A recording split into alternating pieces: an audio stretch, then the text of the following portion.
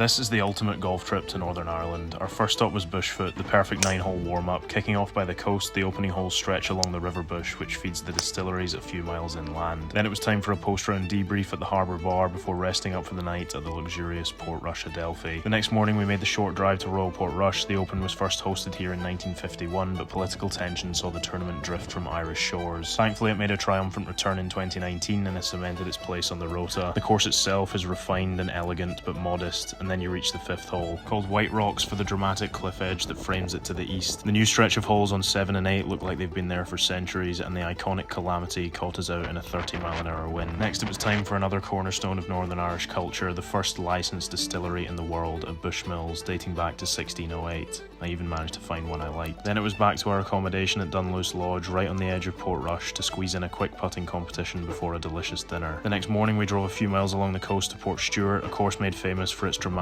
front nine. But what looks like ancient links is in fact the relatively recent work of a local maths teacher. Back in 1986, member at Portstewart Des Giffen strolled into a piece of land called Thistly Hollow and returned with grand plans. Soon after, the opening holes were laid out, which are now regarded as the best in Northern Ireland. After a quick dip in the sea, we made our way to the dramatic Giant's Causeway, 40,000 hexagonal basalt columns formed by a 50-million-year-old volcanic eruption. Then it was time for the drive south to Newcastle, where back in 1907 the railway arrived. Eager to make the most of the new infrastructure, a group of Belfast businessmen set out to build a golf course that would eventually be regarded as the greatest in the entire world. Standing on the 4th tee and walking down the 9th fairway, it's easy to see why, but it's not all sunshine and rainbows on the Northern Irish coast. Thankfully, Slieve Donard, just a stone's throw from the course, offered a warm embrace. Our final stop was Ardglass, home to the oldest clubhouse in the world, a castle dating back to 1405. The course itself makes its own headlines though, the opening holes stretching along a jagged coastline until you reach the dramatic par 5 11. You can book this exact golf trip now with golf breaks. Comment Northern Ireland to find out more.